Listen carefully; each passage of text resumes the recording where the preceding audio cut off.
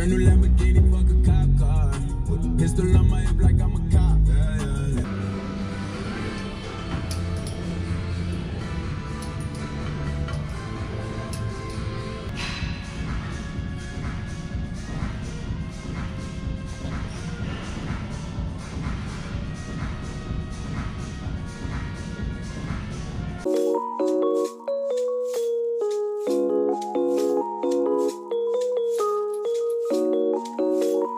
Hello guys, good morning and welcome to another vlog. Ang arte no. Welcome again sa ating vlog. So today is Friday. As usual, day off and errands day. So tatapos ko lang mag-gym guys. And nagiging nagbabadya na ang taglamig kasi hanggang bukas na lang mainit. And sa weekdays, tingin ko sa Lunes mag-i-start mag-uulan. Takpan ko ng konti yung window kasi medyo maingay. So pumunta ako sa Walmart kasi it's grocery day. Dito ako pupunta sa may Southeast. Gusto ko nag-grocery dito kasi alam mo yun, maliwanag, tapos kukunti yung nag-grocery talaga. Gusto ko dito sa may Southeast yung Costco and yung Walmart. Ewan ko ba, parang kukunti yung namimili, tapos malinis. So yun lang. Siya nga pala guys, may good news sa mga interesadong mag-workout o mag-gym. This coming October, magbubukas na yung Planet Fitness sa my Northeast. I think sa Sandridge ba yun? Sandridge? I'm not sure. Basta sa my Northeast. So, yun. Buti naman malapit na siya. Hopefully hindi siya busy kasi I think sa parting yun is crowded. Medyo masikip, pero malapit na siya sa Walmart, sa seafood, doon. Kasi kung titingnan ko yung mapa, meron siyang 18 minutes drive. Parang malapit din sa work. So, yun. Siya nga pala guys, nag-renew ko ng insurance namin. Kasi, next month, or end of this month, tapos na yung kontrata ng insurance namin. And yung ipapayo ko sa inyo guys, especially yung mga galing sa ibang probinsya, i-share ko sa inyo guys, importanteng at least itago nyo yung kopya. I mean, gumawa kayo ng paraan ng kopya kung paano nyo makikip yung old license nyo. Kasi kapag nag-renew kayo, diba, kumuha kami ng insurance dito pagdating sa Alberta. So, yung nag-ayos ng abstract namin is yung our previous insurance sa Ontario. So, siya yung nag-ayos ng abstract namin. And binigyan lang kami ng kopya. Tapos ngayon, na magre-renew kami ng insurance, kailangan yung pumunta sa website ng province nyo. Let's say, kagaya sa akin, sa Ontario, pumunta ako mismo sa Ontario website, ministry. And syempre, ipapasok mo nga information doon. May option naman doon na wala kang valid na license. Pero still, kailangan mong i-input yung old license mo. Kasi, ilalabas nila lahat yung history ng driving mo. Let's say, kung meron kong naging problema or mga demerits. Kasi, makaka-epekto yon sa pagkuha ng insurance. Kung anong resulta nun, syempre. And kung wala naman kayong problema, makakamura kayo sa insurance. Kaya importante kumuha kayo ng abstract kung saan man kayo province kumuha. O saan man kayo province nanggaling. So, yun. Ipapayo ko sa inyo, itago nyo yung kopya. Kasi kapag naman kumuha kayo ng license dito, automatic, kukunin ng ano yun, ng service, I mean yung registry or ministry, kung ano man tawag doon. Kasi kailangan nilang shred yon. Hindi nila ibibigay sa inyo yun.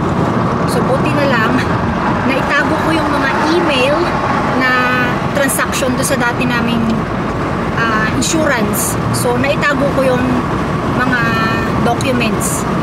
So, yun lang naman guys ang na-share ko kasi malaking tulong yun kapag mag-renew kayo ng insurance, yung abstract nyo, lalo't good record yung history nyo. So, yun lang guys, malapit na tayo sa Walmart. Mabilis lang naman ako kasi konti lang yung go-grocery ko.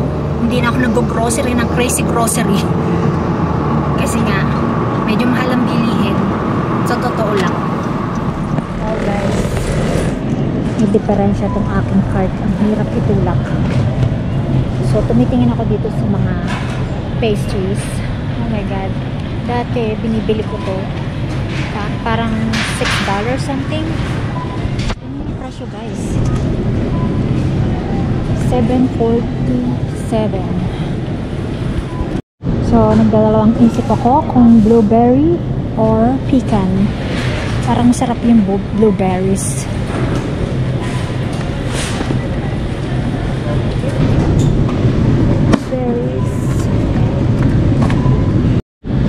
Yung ating bananas guys, 78 cents.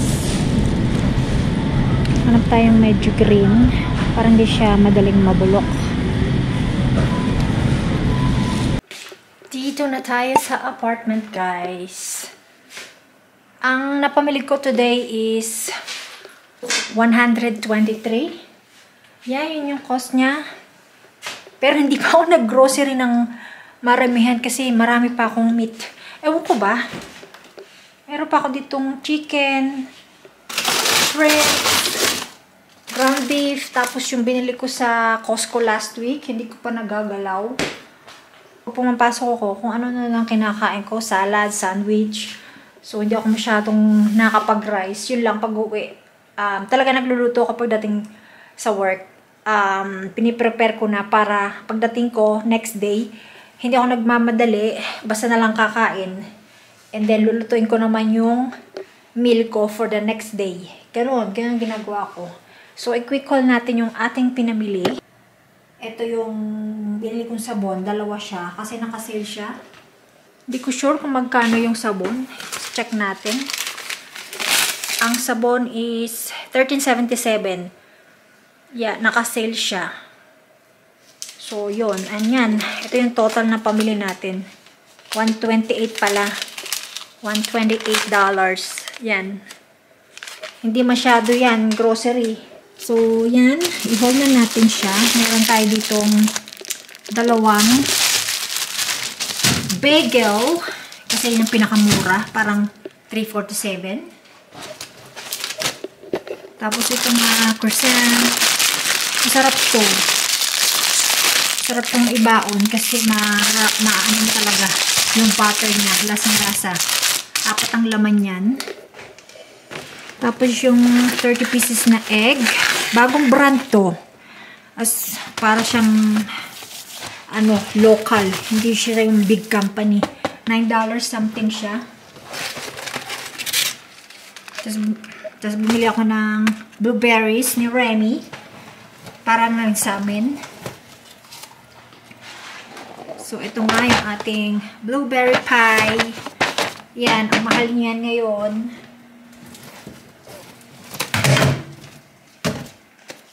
Tapos gums. And then, itong ating cranberry juice. Yung ating bananas.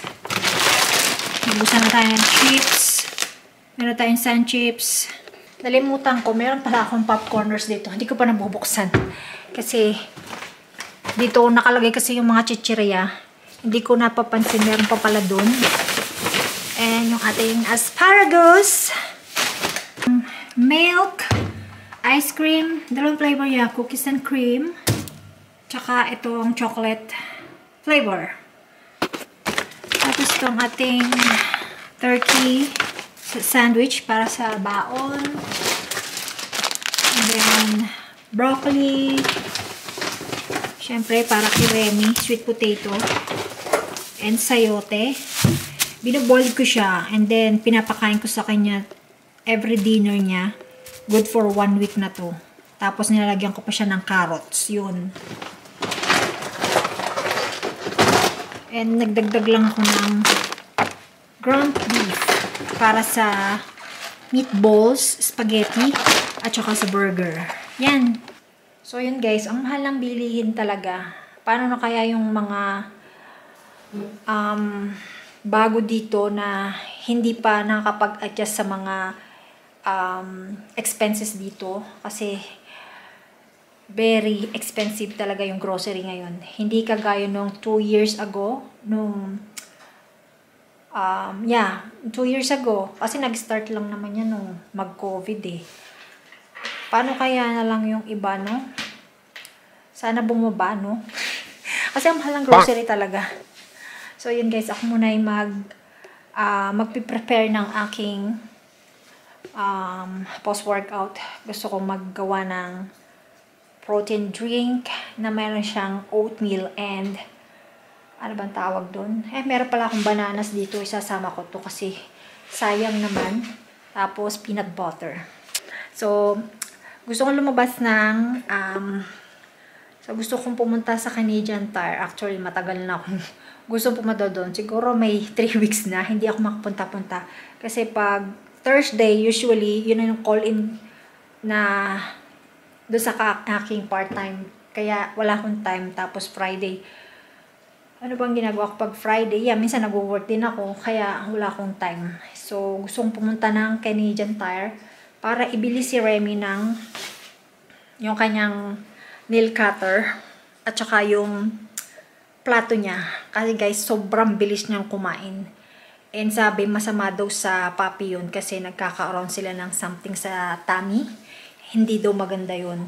So, gusto ko siyang bilhan ng special plate. So, yan, hopefully, pagkakain ko, pupunta ako doon, diretso ako doon. Tingnan nyo guys, yung mga puno. Susunod niyan, malalagis na siya.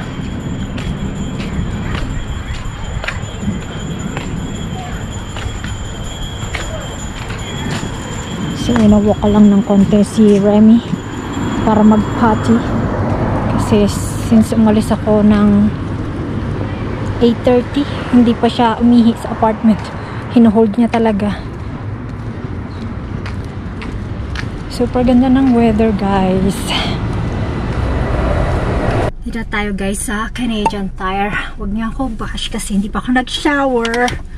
After kong kumain, diretso na ako dito kasi mamaya lalabas din kami.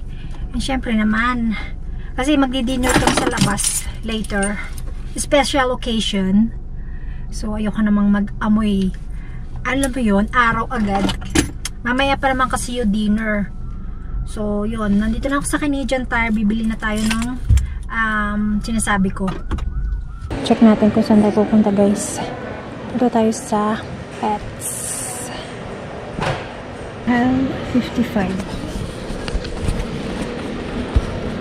Ayan, guys. Halloween na. So, it means fall is coming. Diba? Ang daming decorations. Napansin ko guys, kita niyo yung Christmas tree. Ang dami na. O yan, nadaanan ko. Gusto ko lang pakita sa inyo. Diba? Halloween stuff. Tapos Christmas trees. So hanapin na natin yung ating kailangan.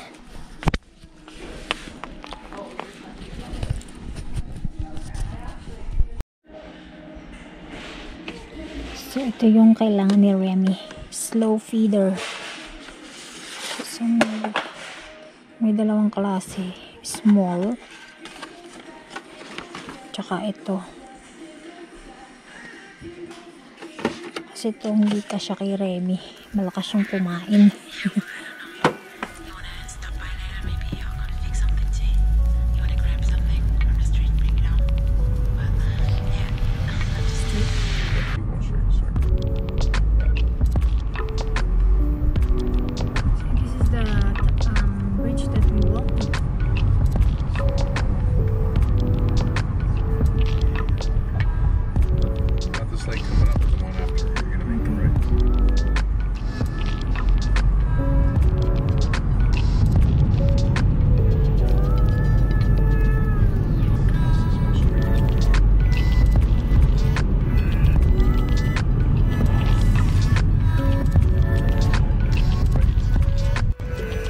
Hello guys, nandito tayo sa downtown. Dito tayo kakain ng dinner. Ang hirap maghanap ng parking. Pero free parking kapag ano. Oh, yung ganda ng araw o sunrise. Sunset. Kakain tayo sa Brazilian steak restaurant. O diba, social? Celebrate ng birthday.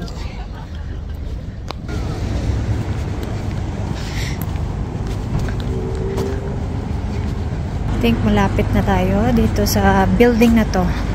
Pangalan restaurant is Minas. Sound like a buffet, is it? All you can eat. Yeah.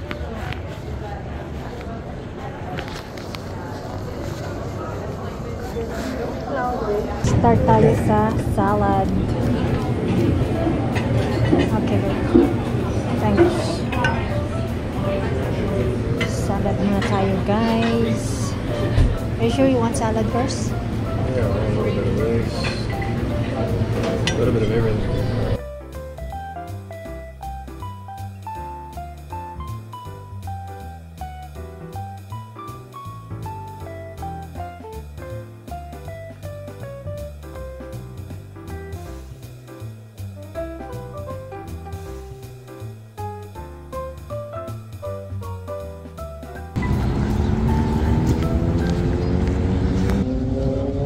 Uwi na tayo, guys. Tapos na kami mag-dinner. Sobrang busog ko. As in, puro karne kinain ko. Ano siya? All you can eat na steak. Magsasawa ka. Wood Park.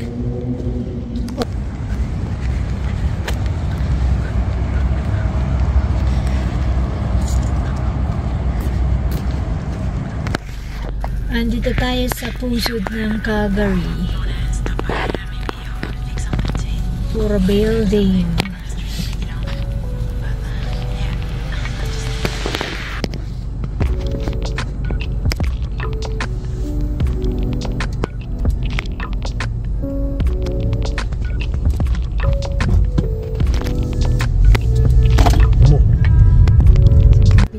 Next day.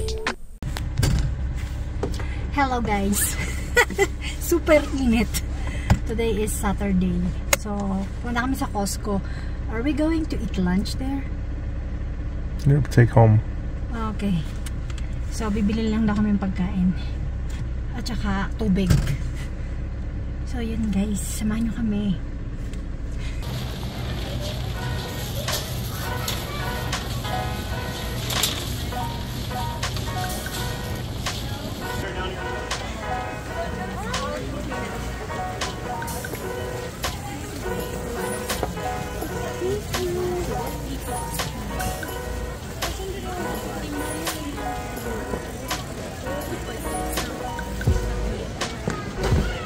What kind of hot dog? What kind of hot dog? The Polish one.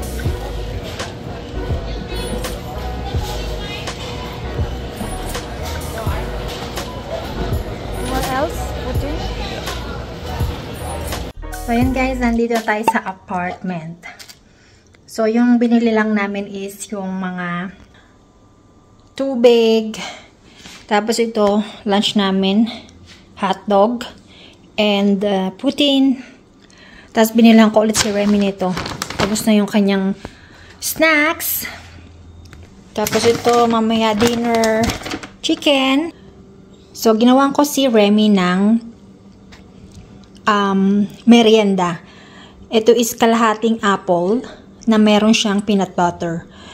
Maganda daw to sa puppy kasi rich in vitamin A and C. Tapos, yung peanut butter, gustong gusto niya to. So, papakainin ko siya nito habang kumakain kami para hindi niya kami iniistorbo. So, ayan siya. Naghihintay siya. Remy? Remy? Here's your snack. Here's your snack. Gusto niya yung peanut butter eh. Mamaya, papakainin ko siya. Maya ng konti. Ayan, nakikiagaw na naman siya. Here, Remy. Eat your snack. Come here. Here.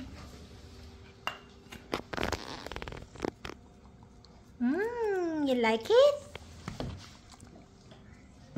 Thanks, Mommy. You're welcome.